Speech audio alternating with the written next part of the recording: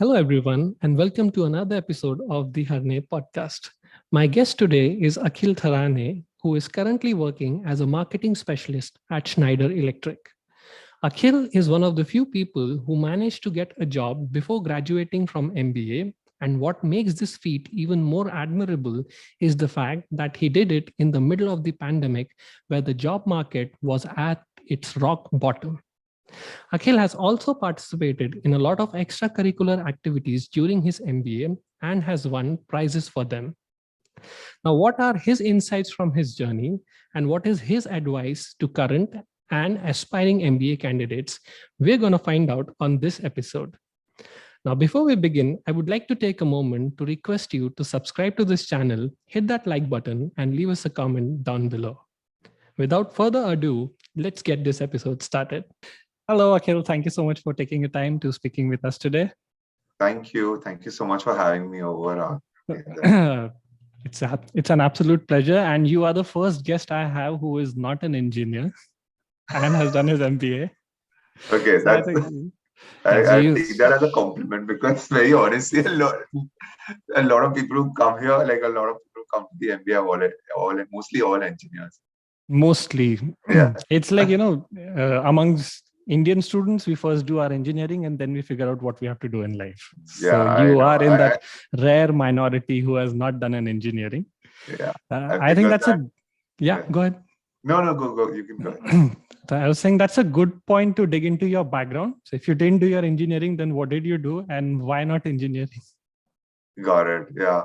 No, I'll definitely share some. Like, so for if you were to ask me why not engineering, because I always so first of all, I was like I was a commerce student. Like even in in school, like in ninth and tenth, I'd taken commerce, and I'd always wanted to sort of be in business. I always knew that. So and then there were two options at that time, which was like around 12 to 13 years ago, one was like obviously to become a pilot, one was to sort of do hotel management. So these required like business degrees, and I was very keen on doing business. Plus, I just thought that it's a good idea to get like have a business mindset, and so that's the reason why I actually went ahead with commerce.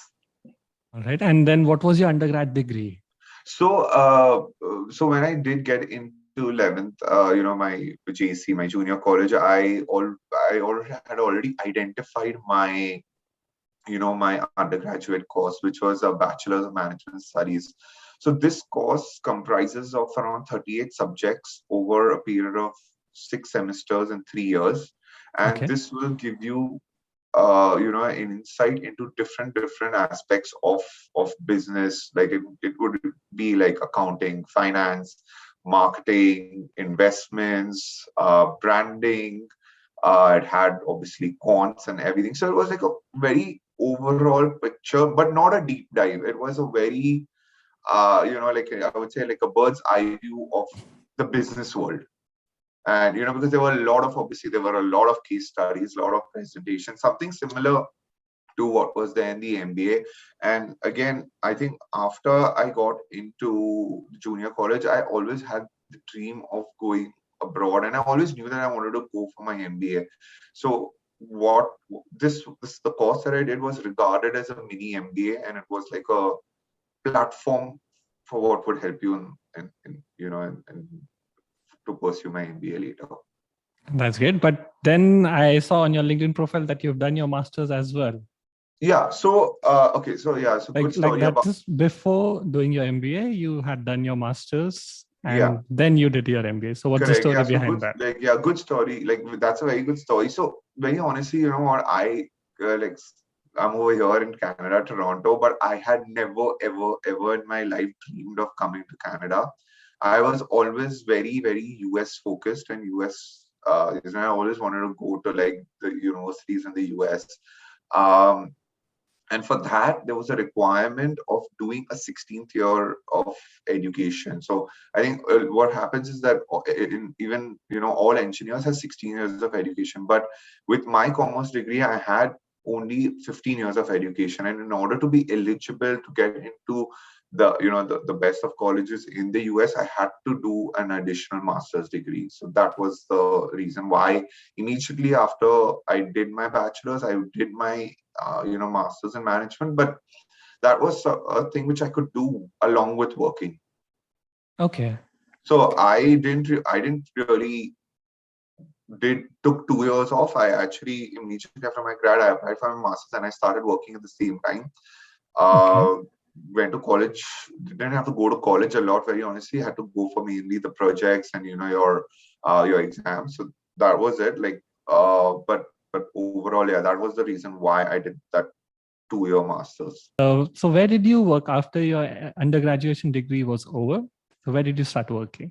Okay, so I mean, I was applying to multiple roles because I actually didn't know what I really wanted to do, but I knew that I wanted to get into marketing, primarily because I like my strong, my strengths are like have always been creativity, being good with people, and I always get fascinated by big brands.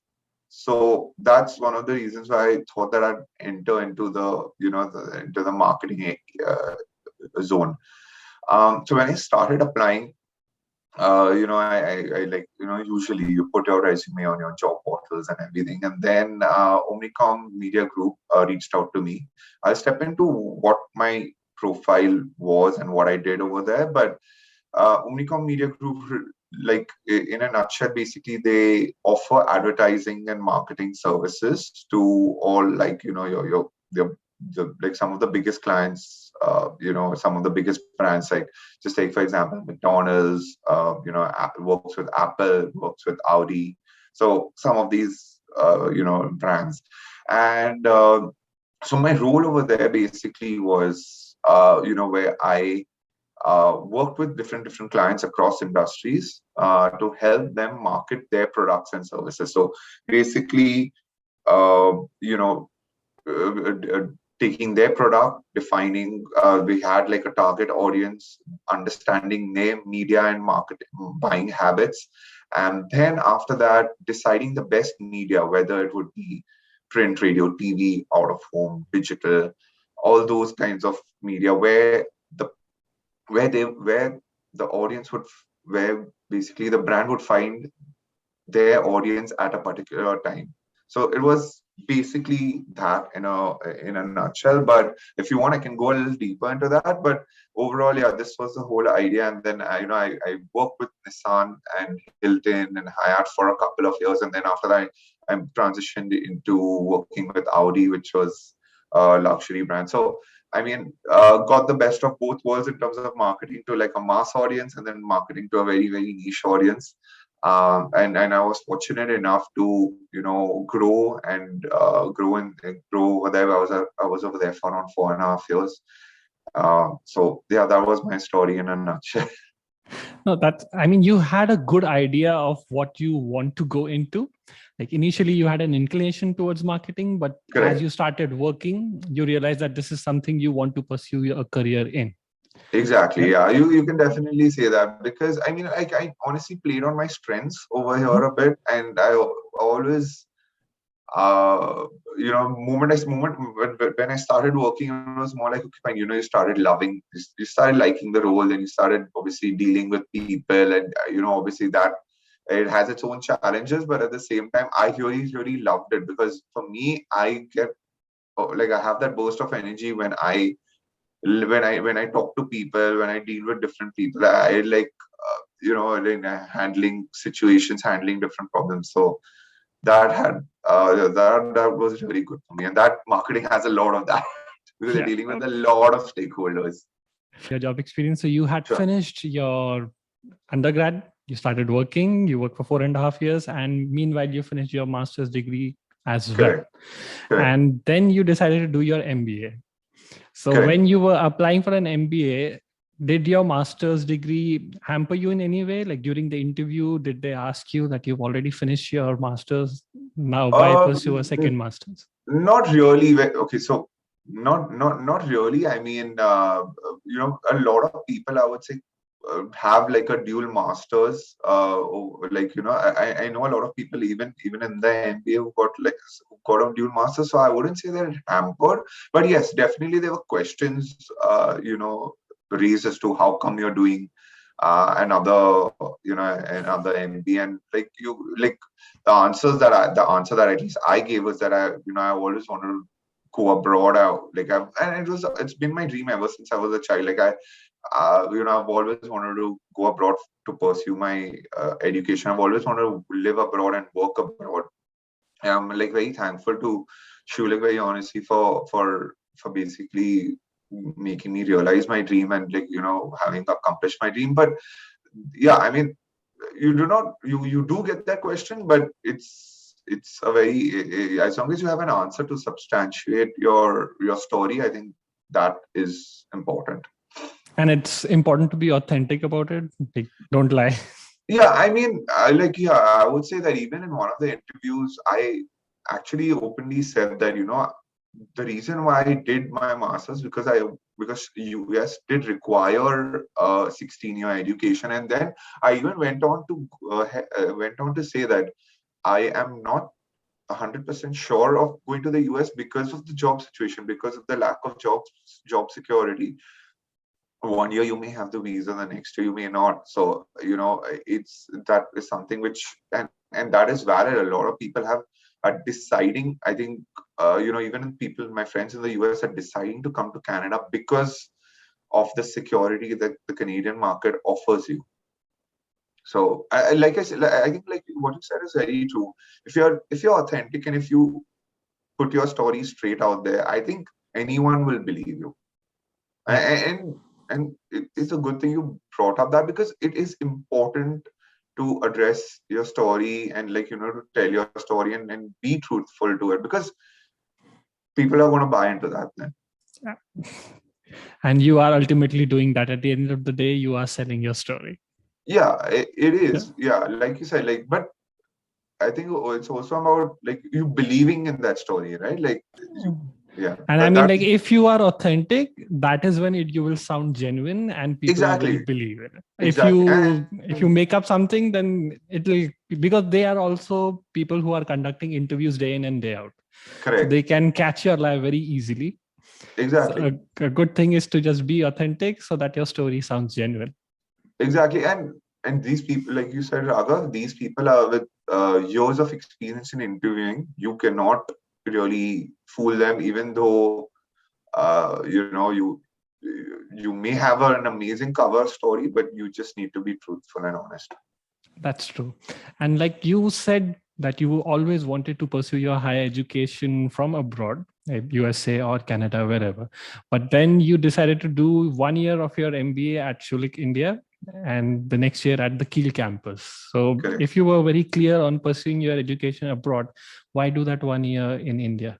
Yeah. So again, truth being told, uh, I did want to pursue my 2 years in Canada, and even after getting my admit, I was very clear with the person who took my interview at that time that if I could be allotted the 2 years in Toronto full time, I would really appreciate it.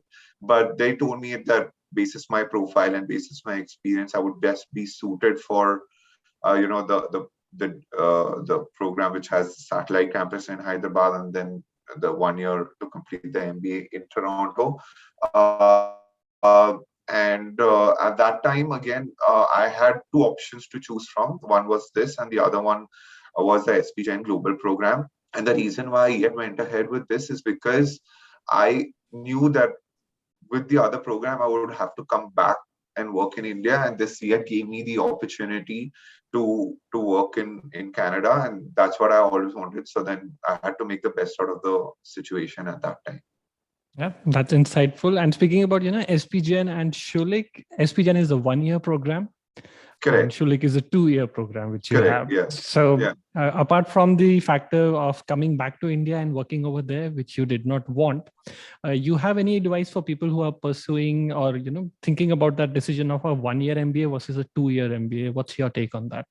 Yeah, so very again, this is like a very personal question, like a few people have asked me this, and what I would just say that it depends on how you would want to you would want your MBA experience and life to be, because see, this is something which you're never gonna get again, right? Like this is um an experience which you're after the MBA you're going to be into the corporate field until probably the day you decide to retire. So like for most people, so I would just say that this is how you can decide that. Again, monetary factor does play into account, right? You sometimes 1 year MBAs turn out to be a little less The cheaper. they're financially cheap, I would say. Yeah. So that also makes a difference. And then like, because I've heard from a lot of people that the 1 year MBA programs are very rushed. So, and I thought, like, from personally speaking, I didn't come to the MBA to study. I came to the MBA to grow as a person. And and that's why I took the 2 year route as well, because I just felt that subjects are a little more spread out. You have a little more time. You get involved with a lot of other extracurricular activities, which I've done in the 2 years in the MBA. So this is something which I just feel, it's a personal question, it's a personal preference. But in my situation, again, I was happy taking the 2 year route. Yeah. No, that makes a lot of sense. And especially for you, that was, I think, the best decision under the Yeah, circumstances which you had. So, exactly. yeah. Because again, like I said, like I mean, there were my micro chances of working abroad after the SVG and MBA, but then the best I knew that the a sure bet would be the Schulich MBA, where I So, knew that you'd get like your 3 year work permit, and then you're allowed to work here, and then opportunities for yeah. future are better. Yeah. And then once you got into MBA, coming from a non-engineering background, I mean, in your undergrad and your master's, you did have some exposure to accounting, finance, Correct. but in your, say engineers, they know calculus and a lot more mathematical mindset versus somebody who comes from a non-engineering background. I think that does not apply to you so much because you had some exposure during your undergrad. But did you face any difficulties, especially while studying the subjects of, say, accounting or finance or economics? Did you face any difficulties? Not really. I mean, like I said, see, my the undergrad course that I did, which it provided a sort of a base for me. And the MBA, what happened is that they like you said, there are a lot of people who are engineers who come into the MBA program. So what happens is that the MBA provides that base which I already had for me. So I was like fortunate enough to have that base, and then obviously it takes you one level higher and gives you that extra knowledge, which MBA students and future business leaders are supposed to have. So from that aspect, no, like I mean, I didn't face any difficulty. In fact, it was a little easier for me to understand. I like sort of already at least knew the lingo, what was being spoken in class. So yeah, overall it became a little easier for me to especially accounting, economics and everything. So overall, yeah, it played to my benefit, I would say. And to somebody who's listening who does not have this undergrad background which you have, would you say they would find it difficult to understand these subjects? Not really. I mean, like again, see, I would just say that in that case, you just pay a more attention in class. I mean, you do your assignments and everything. If achieving like a higher grade and everything is important to you, I would just say that yes, pay attention in class, do your regular assignments, and I think you'll be good to go. Very honestly, Yeah. it's not like honestly, it's not rocket science. And I would just say that if you do, just concentrate on the coursework that you do get, you'll really be fine. I think you're right over there because even though I come from an engineering background, I had never studied accounting. I had never studied finance. but I managed to do okay. So it's Yeah, fine. If you pay attention to the class, you should be good. yeah, yeah. Like I said, like it's the and we are at that age where we've come also into the MBA program with that business mindset, right? So you always think from a very when you're in a corporate environment, what is best for a company. So you take those things into consideration, and then automatically it just becomes easier for us. That's true. And you said earlier that you did not come to MBA for studying, but you came to experience some growth personally. Correct. Yes. So, what did you mean by that, and how did you achieve that growth during your MBA? Uh, Very, very good question. Very, very good question. Okay. So, so I'll first define, like, I'll probably just first outlay what I meant by personal growth. Okay. And don't laugh, but like for everyone watching as well, but like I'm just going to be very open and frank. Okay. Like for me, like I was a very sheltered boy. Things were being done a lot for me at home. Just take for example, I didn't know how to cook, I didn't know how to do clean, I didn't know how to clean.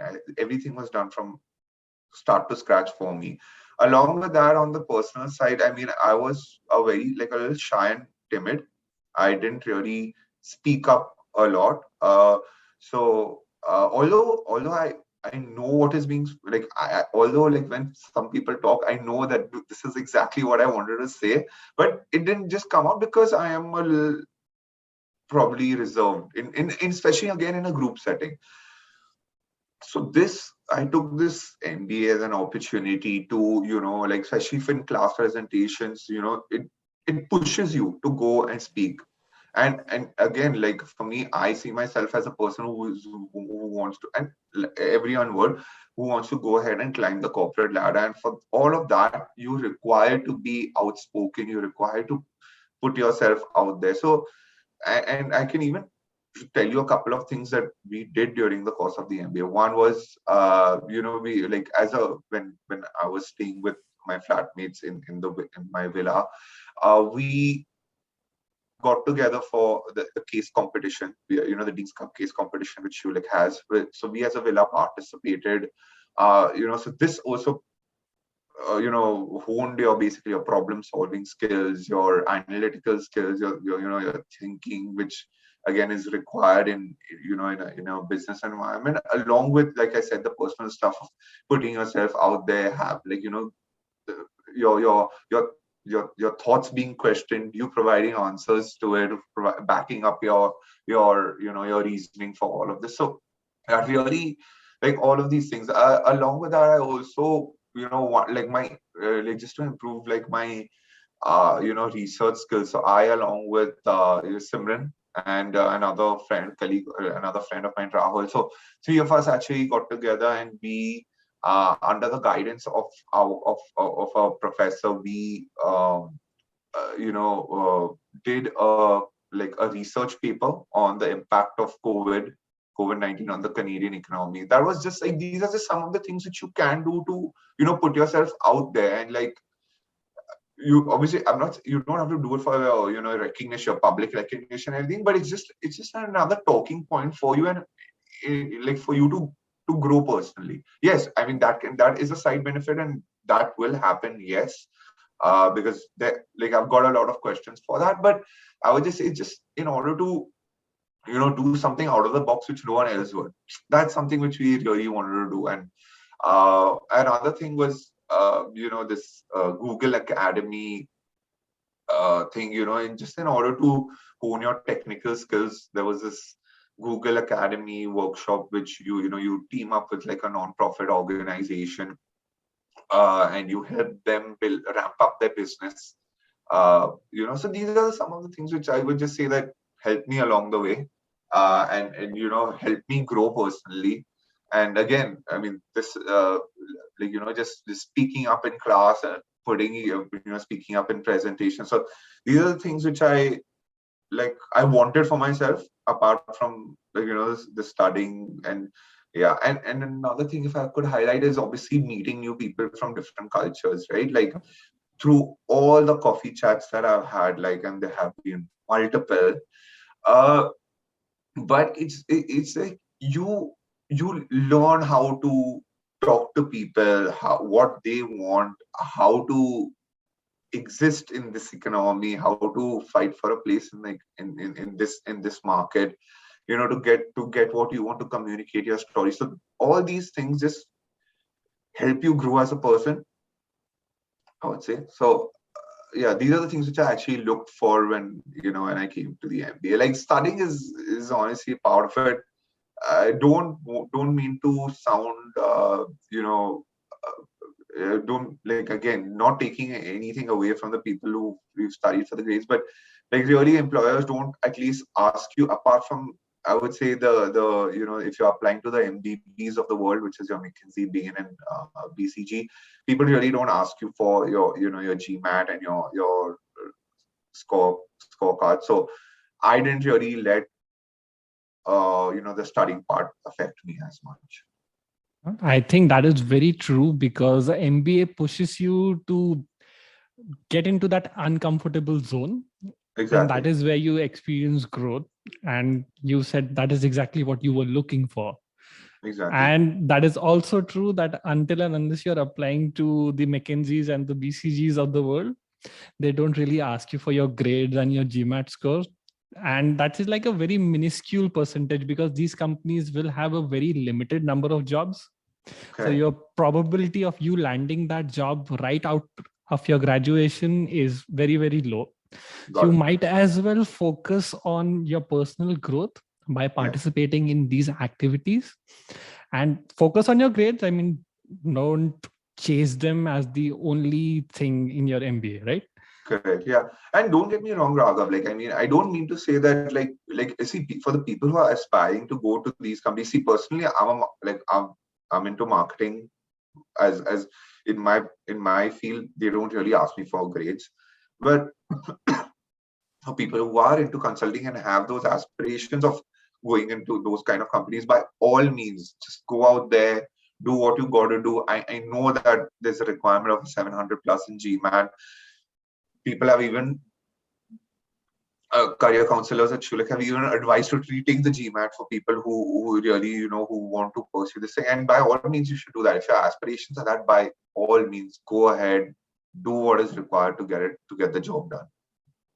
Yeah, no, I think that's a wonderful answer. But you left out a portion in your experience. I think the Together 2021 event in which you participated. Oh So yeah. could you talk about that? And Oh also yeah. for Oh, our okay. yeah Fine. I was like, the get left listeners who around, but don't know, the listeners who yeah. don't know, can you please explain what the Dean's Cup is, which you spoke about earlier? Yeah, so definitely. So I'll first like jump back to the Dean's Cup. So basically, Dean's Cup is like a case competition. Mhm.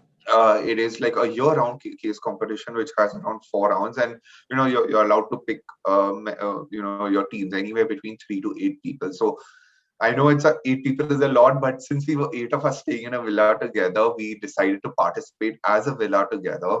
And each round probably it has two rounds in the fall semesters and 2 rounds in the winter semesters, and each round basically you're presented with a problem and you're asked to give like a strategic solution, and you apply to you can apply different your concepts which you learn in the MBA and everything. So that's what we did over the course of the you know the first year in our MBA. And that's what really even brought strengthened our bond as a villa. So each and I'm just like happy to share that like we even came out. I think we stood third in two of the rounds at least. So that was like a big win, because again, like, MBA in India students don't really have not really won before. So this Yeah. was a good pat in the back for us as well, and something which we were able to accomplish. You're going toe to toe with teams over here, and again, like, the time difference really did play a role because we were delivering presentations at 4 in the morning. Yeah.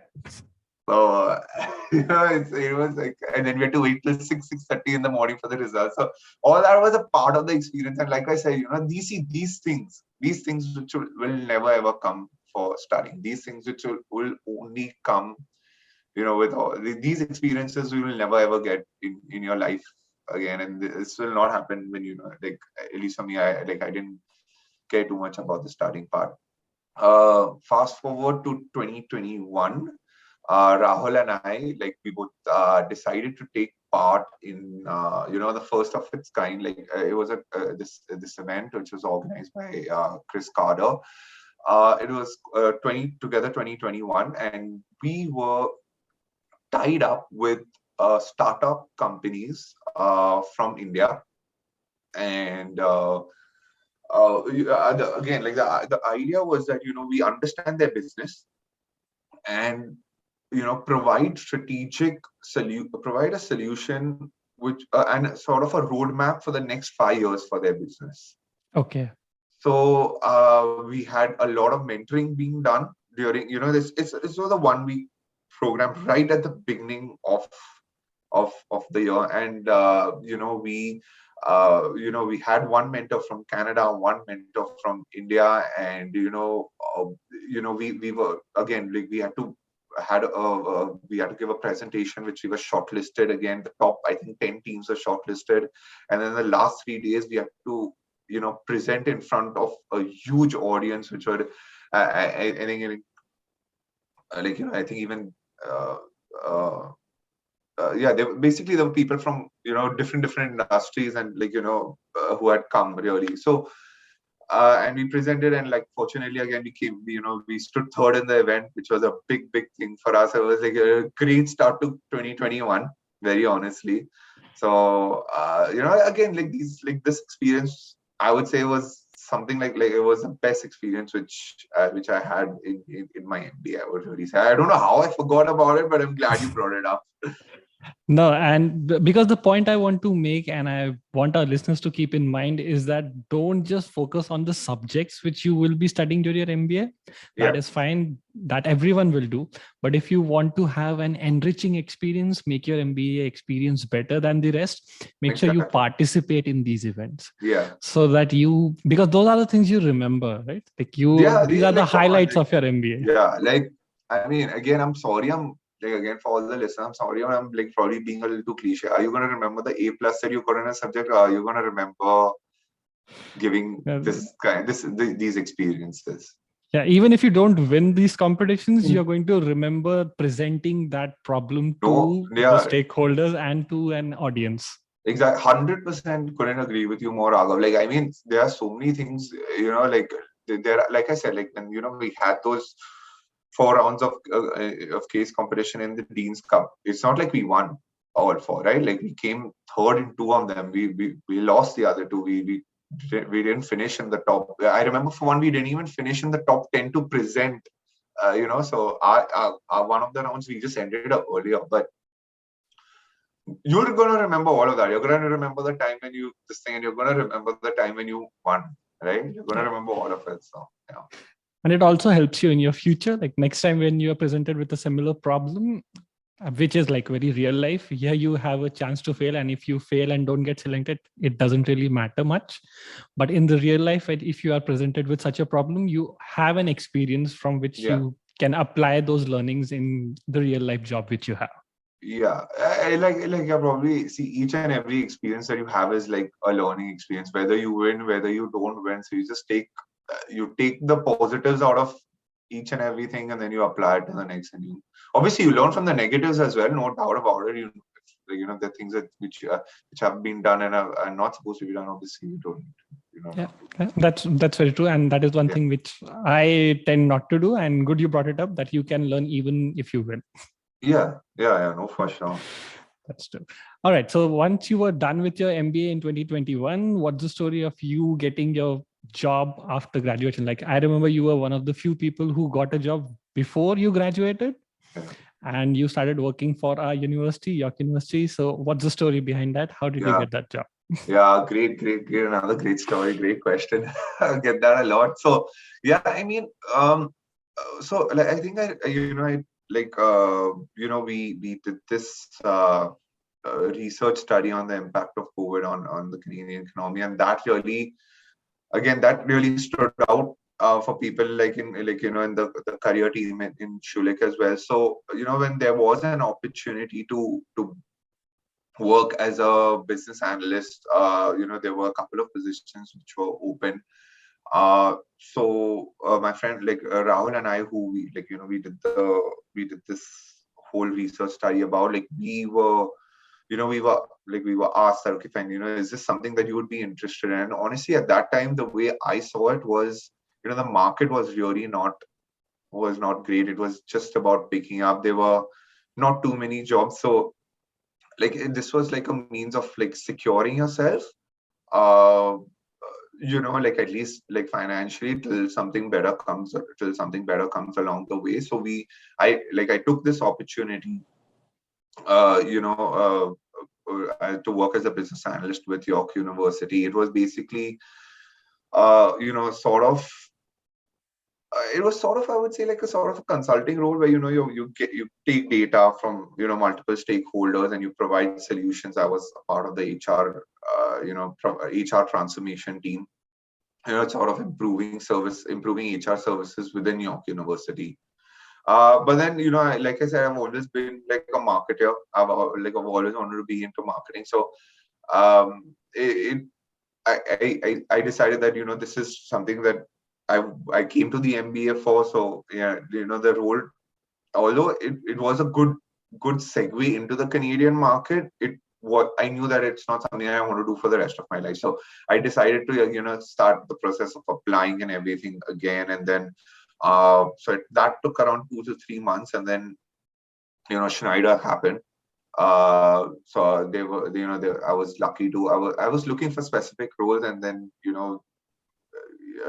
fortunate enough that this Schneider worked out for me, very honestly.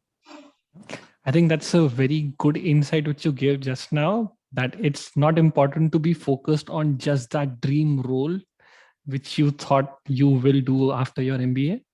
Got it. It's important to have an open mind, because you have just graduated out of Yeah. MBA and you can pursue and other opportunities which just help you pay the bills Yeah. till you find that dream job which you had thought about before you Correct. graduated. So because a lot of folks, they focus on that just one job designation and they waste a lot of time finding that job. Like, meanwhile, you could have found other jobs, and once the market is right or that right opportunity comes along, then you can always switch. But till that time, it's wise to work for the job which is available to you, Got right? it. So yeah. So again, Raghav, like I mean, like I'll just say this out there. Okay. So this can be looked at in a very different way. Now take for example, there are people who are in a job that they do not want. And like you said, obviously it is important to take a job, to supplement, like start paying bills, and after the MBA, people that do come with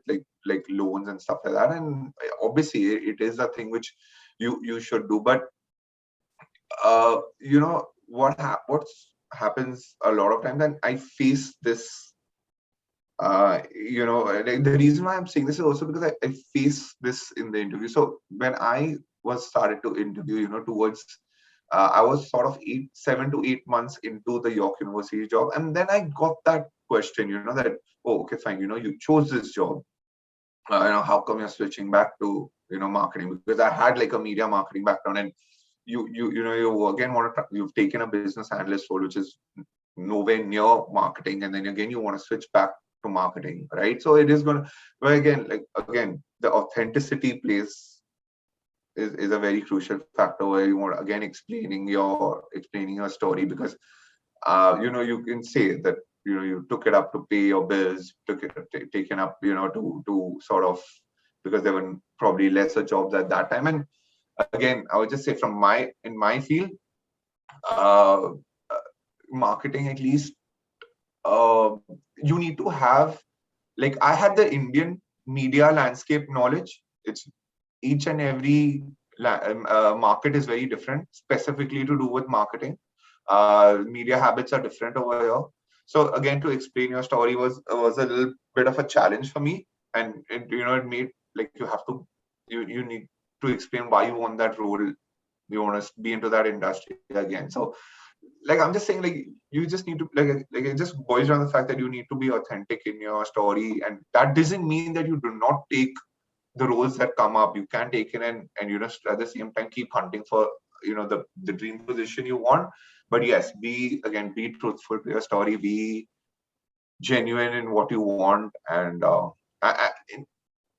it does work out eventually. Uh, We've mm, all faced it, Raghav. You'll know. We were 55 of us who came during pandemic. Didn't know when we were gonna land, so makes a big difference. yeah. Yeah. Sure. And on that note, could you tell us the story of how you got the job at Schneider, your Yeah. interview process? How did you build your resume? How did you Oh, network? And your yeah. tips to our listeners. Okay. Yeah. So I mean, I'll break this down. Okay. First, I'll just like start on the resume front. Okay. So again, like this is a very cliched kind of a thing where people say that you're supposed to have your star approach in your resume, your star slash car, whatever works. Mhm. And it is true. Unfortunately, it is because people like I my resume was a little result oriented, but then I had to rework on my resume to make it a lot more to highlight those numbers. And just a tip, like again, this can work for you, this cannot work for you. For me, I highlighted my numbers very prominently. I bolded the numbers in my resume. So So these things. could you give an example of like how did you Yeah, highlight so that okay, number? fine. Yeah, so definitely. So okay, I'll just give like a marketing example. Okay, so say achieved sales for the Audi A5 of say 30 million. So the number, the 30 million, you bolded, and then you also state that what did you do to achieve that sales? So that's the main question. Like, yes, good, you achieved the sales, but what did you do? People like the interviewer will want to know that, So right? what? So what? What like I mean, how? What did you do? Because that is your story. That is the thing. That's what you're gonna try to that's what they're looking for essentially, right? So these are the things like I did go I did use a resume service as well, top resume. Again, this worked for some people, didn't work for some people. For it's a luck by chance. Yes, it did work for me. I did start seeing a lot of more interview calls, I would say. When I refine my resume, you put in your keywords, like a very very like just again, I'm just speaking marketing lingo. Your cross functional collaboration, project management, integrated marketing, all these things sort of just stand out, especially for the roles that I want to do. So these keywords have to be there. This is just one aspect. Resume is just one aspect. Second, I mean, networking and having a coffee chat is a very, very, very big thing. Is a very essential factor in, in getting a job. And again, like I'm saying, like there's so many factors which people have to do. People will have to do, and you do not. Everyone's story is different. You do not know what will work out for. What it just can happen at the some people have just applied to the first job and they've got it, and some people have taken 2 to 3 months to get their job, and some people have taken even longer. You do not know what's going to work for you. So you have to, like I would just say, like you have to do everything in your power. So when I talk about networking, like again, so don't just apply for the job. Okay, don't like when you're submitting a resume, LinkedIn, that's not going to help. There are 10,000 people who do that. It's not going to help. What I did again, okay, no, it's not right, it's not wrong. I'm just sharing insights on what I did.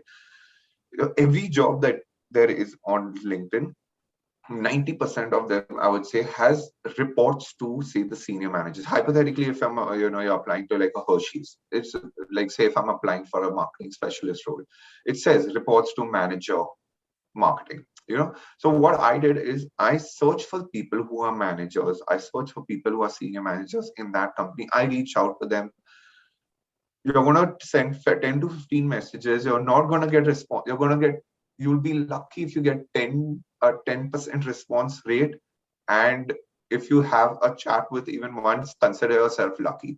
You have to do that for each and every company that you are applying for. Sending resumes blindly can get you, it's not that it cannot, but I'm just trying to share the story of how to improve and boost your chances. True.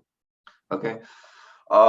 Some people have different roles that they want, so obviously have different resumes. Okay. For me, how Schneider worked out, LinkedIn really helped me. I reached out, like I was like applied for a marketing specialist role. It's for me, it said reporting to segment marketing manager. So I sent my resume to each and every segment marketing manager in Schneider. All of them sent my resume to the director, and then I was interviewed for them. Oh, so you worked Yeah, pretty hard. yeah. So yeah, and again, like, and you won't believe it. Like, see, listen, sometimes you can even get a interview call and a job with even an easy apply which comes. All I'm trying to say is that you do each and everything under your control to, under your power rather, to get a job, and it will work out eventually. If not 1 month, if not 3 months, it does sort of work out. So networking is one, resume is one. Uh, I mean, again, these are very cliche things, but yeah, obviously have, like, your skills, which say if you're getting into a data analytical role, then you have your Tableau, you have all these softwares which you sort of need to do to get, these are the things which you need to have under your belt. For marketing, you do your Facebook blueprint, you do your Google certificates. Not going to help you really, but in terms of talking lingo, when you're talking, you can speak the language. If you're asked questions, that will go a long way. Okay. um yeah, I mean, sorry, have I missed out No, on anything? no, I want to ask you for marketing specialist, which is the job which you have right now. What Uh-huh. are the skills? Like, do you need to have Tableau, the Facebook blueprint? What are the skills which Yeah, I candidates mean, need to like, have? yeah, like I would say, like, your Google certificates are there. You do your Google certificates, you do your Facebook certificates. Which one uh specifically for? so Facebook Blueprint is something which, you can speak the lingo again. Mhm. Like, you've got your Google search, your fundamentals, and then your advanced level. So you do that as well. Along with that, like, you can do a few LinkedIn courses as well. They also really help in, like, boosting your chances. Because see, when you are doing these LinkedIn courses, again, you know, it's a subtle way of showing whoever's reaching out for those particular roles that you've done these courses. So it can just, people can connect the dots. People, your profile will get increased visibility. It can, you never know what works out, right? So that as well. um yeah, like, another thing which, I mean, would work. Yeah, two things I can share actually. One is, for people who are not marketeers or have not had previous experience and want to get into that, this is something which I thought of doing. But again, okay, fine. I had that media knowledge, but it's something which, you can, like, say, people like to see, someone going above and beyond.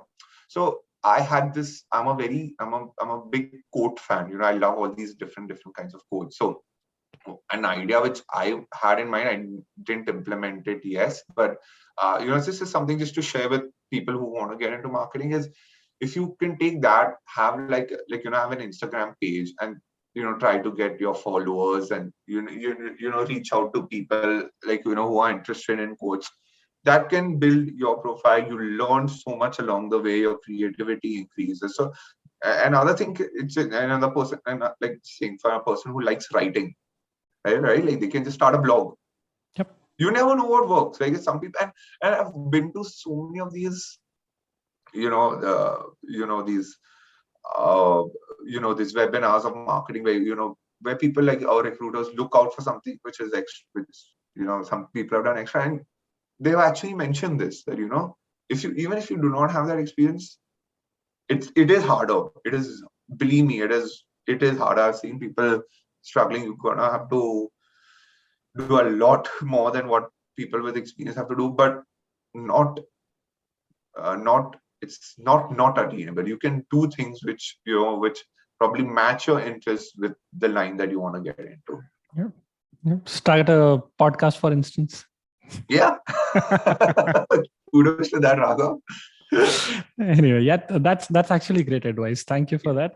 My next question to you is, and we are heading towards the last section of this podcast. So, how different is your job Rather not your job, but your job responsibilities which you have currently from the job which you had in India. How different Yeah, are they? okay. Yeah, good question. So when I was in India, right, like I was traditionally on the agency side where I was servicing different clients, and basically I didn't have one particular portfolio. I used to understand their target audience for, like, say, working with an Audi versus working with a Nissan versus working with a Hilton. Had you're responsible for multiple, you're an agency responsible for multiple businesses, right? And carrying out their marketing activities for those particular, those products and services. But now, like, and this is what I eventually wanted to transition into. I wanted to be focused on one particular business, grow that business, and have like a, like, understand, okay, when sales are coming from this particular product, how would we grow this particular product? So I sort of transitioned from going, like, being a person, like, say, a jack, rather you could say the jack of all trades, to a master of, of one. Okay. Yeah, right. Like, I mean, you want to be responsible for one particular business. You want to help expand their portfolio, their share of voice, and everything. So things which you have to, which, you go into a deep dive into one particular portfolio, and then you try start understanding business needs, the profit, which, the P&L account of that particular product, and then try to grow that. So that was Mhm. my eventual transition from India to what I am doing here. So, So all right. And what are some of the mistakes which you see which companies make, which result in them becoming not such big brands, versus what are the things which some companies do right, which result in them becoming large, huge brands, like an Audi or uh, uh, Shopify. So, what are the things which these companies which do right, I, and what are the mistakes which others yeah, don't? oh, Yeah. very good question. I can speak on this for really long, but I mean, there's no right answer. There's no wrong answer. And again, this is my perspective that I'll just share, right? Like, you take, for example, a brand like an Apple, right? Like, do you think an Apple needs marketing? I don't think so. Okay, but that doesn't Not mean, now, earlier, not I now, think, not now. not Yeah, now. Yeah. exactly, not now. But it's just like having the right product, targeting to the right people, having the right media mix to target to the right people at the right time, right place. It's all about product positioning, how you would, get your product to the right target audience. It's basically, Lamborghinis do not advertise on TV, but there are other cars, like an Audi will advertise on TV, right? It's about how you want to position your product, what you want for that particular product. Do you want it to be a mass game, like just say, for example, a Honda has n number of cars. It's a mass brand. Audi, a little niche, a little more niche. Sorry, you go one above, Lamborghini or Maserati. These are all more niche. And I'm sorry, I'm citing examples in the auto category only, but that's only Perfectly fine. my experience has been like. So it's just about what you would want for your product, what you would want, and then identifying, is there a target audience for that product, and how exactly would you go about advertising and reaching out to doing all those marketing activities to reach out to that particular audience. Sure. I mean, we need another episode for discussing this. That you I would can that you see it. I can see it in your eyes that you have a lot to talk about. But just like one small question on this, you said Audi advertises on television, but Lamborghini does not. So why right. is that? Why is that such an? You said Okay. that it needs a more niche audience. So what is it about not advertising on television which makes it more niche? Uh, a Lamborghini user will not spend too much time, will not spend too much time watching TV, right? Their audience isn't on TV, but an Audi audience will be on TV. You look at people who are, like who are doing very well for themselves. They do watch news channels. They do watch the, like the stock market. So I mean, I as when I was with, advertising, marketing for Audi, I did have my ads on news channels. I did have my ads on news platforms. And again, okay, very good example. So when I did so when I was with Omnicom, I also did a little bit of marketing for Porsche. Now again, that is a more niche brand than this thing, right? But we did not do advertising on TV. We did not do all of that. You have to very strategically do very selected niche digital channels, which you will find your audience. You can have a, airport display, which people will know. Okay, fine. Just like say at the have those models in a first class lounge or a business class lounge. Your audience is going to be there, right? So that's the kind of that's the kind of difference in the marketing you do for different products. Sure. Yeah, that's great. Thank you so much for that, Akhil. And my final question to you is: you said earlier that you always wanted to pursue an MBA from abroad. To your Yeah. higher educations, you must have had some expectations of this is how my life is going to be like Yeah. once I come to Canada or USA or whichever country. And then how was your life different from your expectations when you actually came over here? Yeah, I mean, like honestly, I will just say that like I'm very fortunate to like sort of having lived the life that I've always dreamt of, because it's a uh, yeah, I've got a job in a fortunate enough to have a job in a Fortune 500 company, having working with a very, very good team, learning, from them, getting exposure to the Canadian market, and then at the same time, uh, you know, having this opportunity to still be here in Toronto, and, with a wonderful set of friends who I probably call family right now. So it's just probably the exact life that I always envisaged for myself. And I'm like very, very happy that, like, to say that, like, I'm sort of living in life right now. And hopefully, like, it just becomes even better in the future. Like I always thought, like, I'll always climb the corporate ladder. I'm always gonna uh you know make a name for yourself. So hopefully, in time to come, things will just work out as it's supposed to be. I'm sure they will. And on that note, like you mentioned earlier, that your goal to do an MBA was to experience personal growth. Yeah. You were shy earlier Yeah. and you wanted to come out of that shell. And I have personally seen you actually do that. Thank you. If you had not told me that you were very reserved earlier, I would have never guessed it.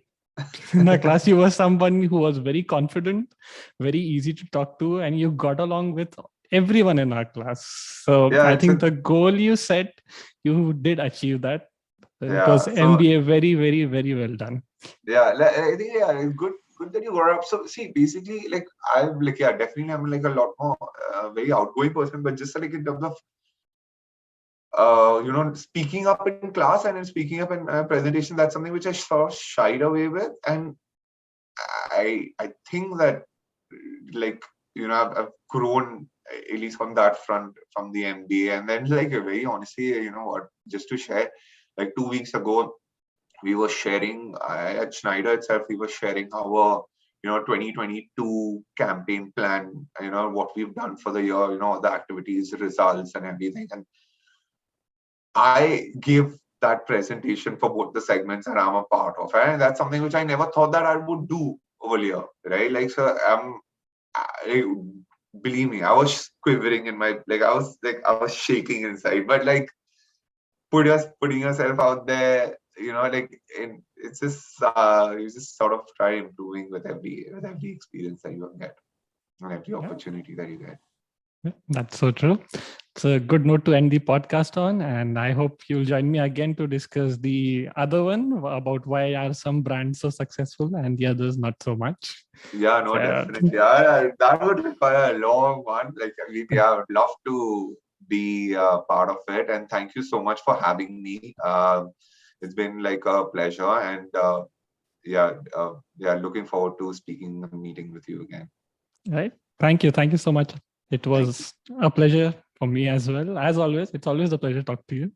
And yeah, for our listeners, please like, comment, and subscribe to this channel. And yeah, thank you, Akhil.